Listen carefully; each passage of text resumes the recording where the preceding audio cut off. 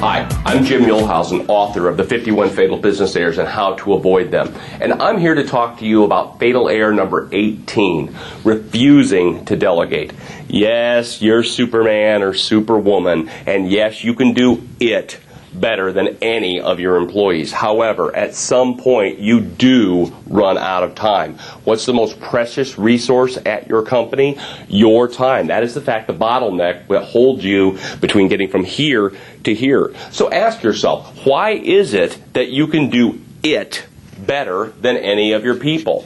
Well, it's probably what I lovingly call unequal standards. What that means is that you give yourself a far better opportunity to succeed than you give your employees, and it typically boils down to unequal information. Who's got the profit numbers? Who's got the customer data? Who's got all those little things that only the entrepreneur or the owner has? You do, and so we hold them to an unequal standard because they have unequal information. Question number 2, does it really matter that you can do it any better?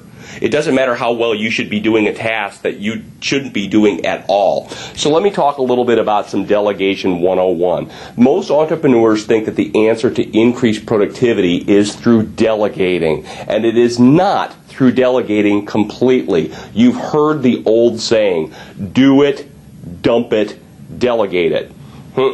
That is not the best way for you to increase your personal productivity. What I want to do instead of do it, dump it, delegate it, well, first of all, do it should be the last thing you do, not the first. What I want to shoot for is 1, eliminate it. How about we just not do it at all? Secondly, let's automate it. Can we automate this task? There's some great technology out there. Can we delegate it? That would be third. And lastly, if we can't do any of that, then we will do it.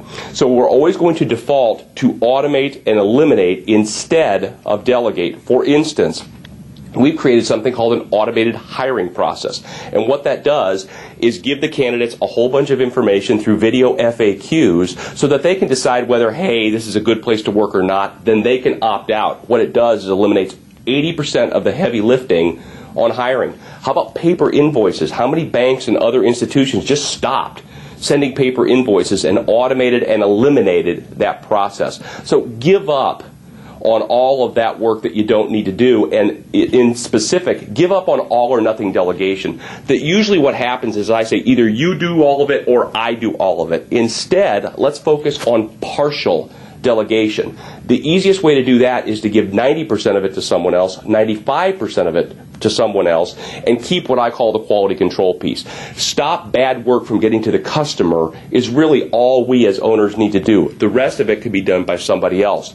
For instance, I had a client in the IT business did these very detailed invoices. He'd get behind, then he'd need some money, and he'd crank out these 7-page detailed invoices, and he'd lose 2 or 3 days of productivity. So what we did instead was, does it really need to be this detailed? No. Can we delegate most of it to someone else? Yes. Do you review the invoices before they go to the customer? Yes. So what I'd like you to do is just fall on the sword. We always go to Joe is an idiot, that's why delegation does not work.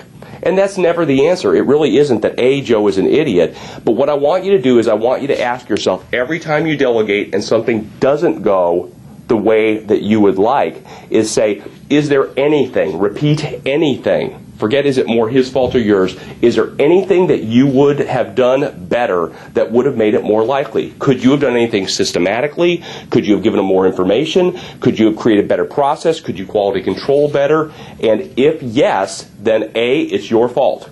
You fix your part, and when you're done fixing all the things that you can do to make it better, then you can go to Joe is an idiot. Now here's the bad news.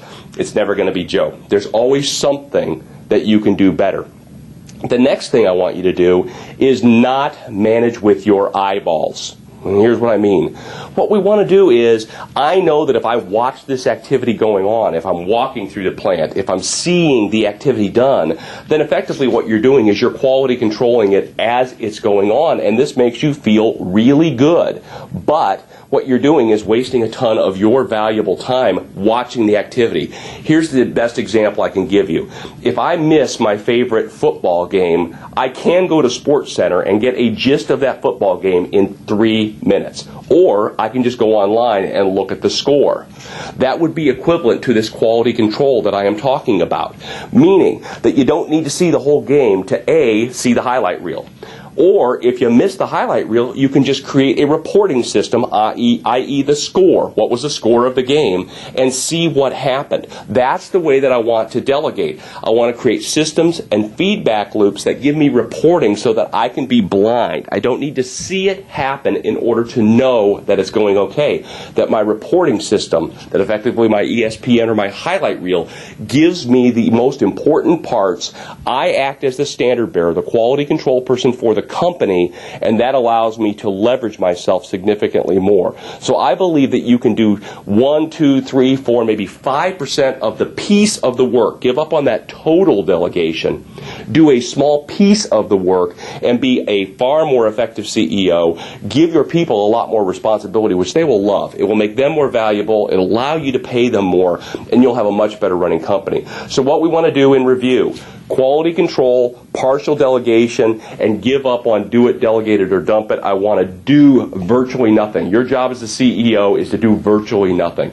So I hope you've enjoyed this air. I'll look forward to speaking with you on the next air.